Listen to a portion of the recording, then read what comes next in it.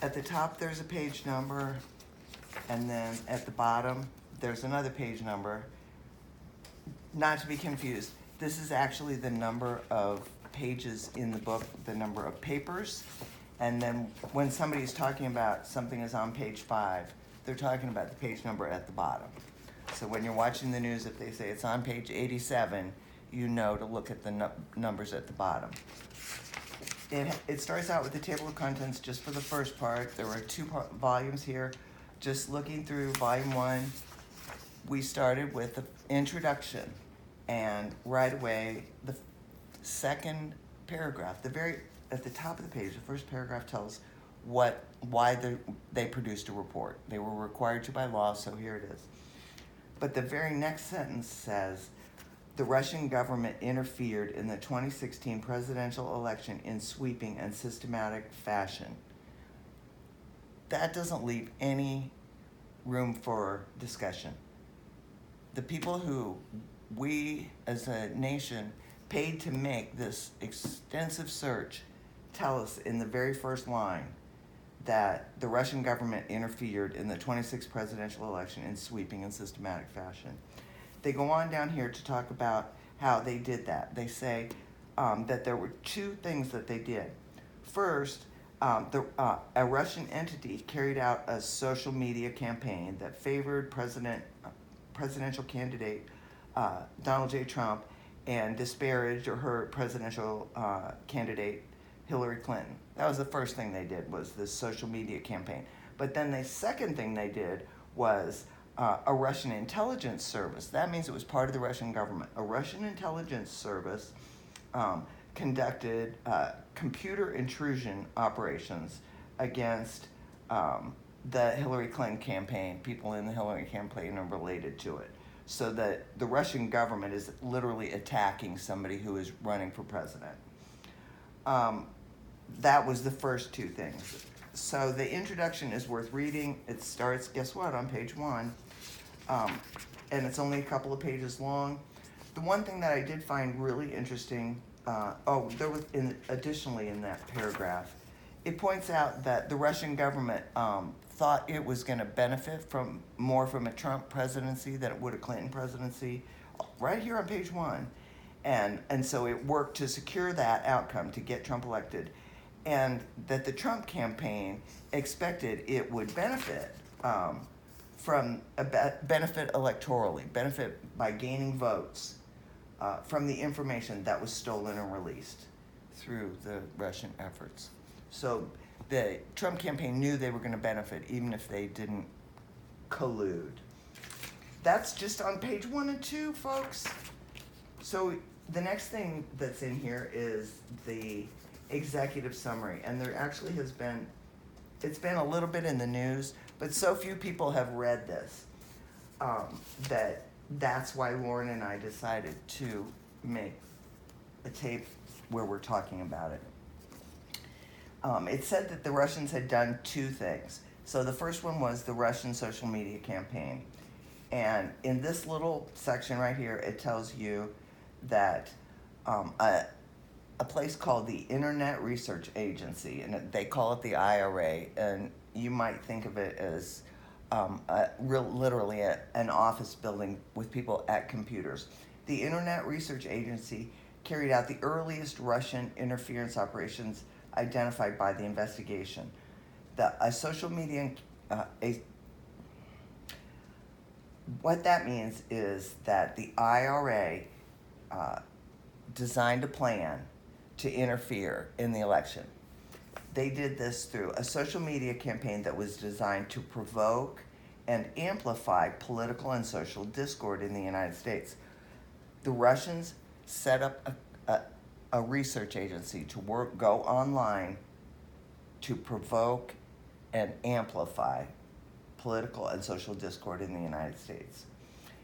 Then it goes on to tell us where they are and who funds them. And it says that the person who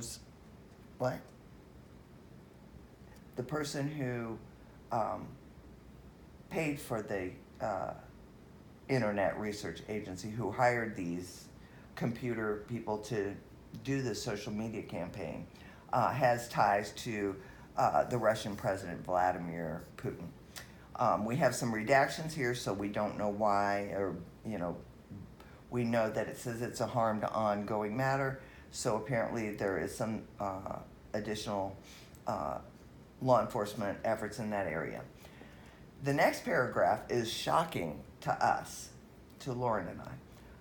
It says, in mid-2014, the IRA sent employees to the United States on an intelligence gathering mission with instructions, and then obviously it's blacked out, so we don't know what their instructions were. But it's shocking to think that it's shocking enough to think that this company is in Russia, in St. Petersburg, trying to mess with our election through influencing people's opinion on Russian media. But they actually sent their employees, their physical Russian employees, to our country to gather intelligence and further their negative social media campaign against us. The next paragraph tells why this matters, why this really matters.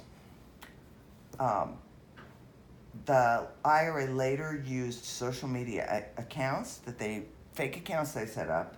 They later used social media accounts and interest groups. So those are Facebook's groups and also established groups like the NRA to sow discord in the U.S. political system through what it termed information warfare.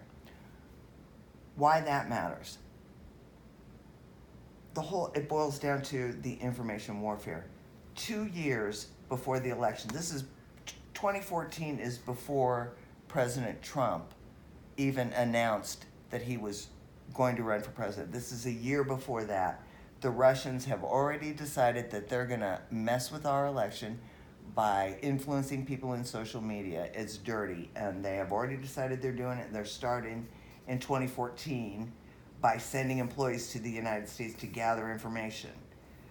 A year later, they're using everything they can to sow discord in the political system through what they call information warfare. Why that matters is because we have Russian state-sponsored company entity that is fighting a war against us, and we don't know we're at war. Even today, we don't know we're at war. The reason we don't know we're at war is because they were so successful. We are busy pointing at each other and blaming each other. And if you look back at the very first paragraph, their social media campaign was designed to provoke and amplify political and social discord in the United States. What that means is, because we are fighting as a nation as red states and blue states, and men against women, and pro-life against pro-choice, and labor against management, and working people against, corporate oppression. It's all of these things that we are fighting individually about that keeps us from understanding that our common enemy is the Russians. If we weren't so busy being afraid to discuss Republican and Democratic politics with family members, we might find out that our problem is not each other. Our problem is the Russians. We're not addressing it, so this is the reason that we're reading this.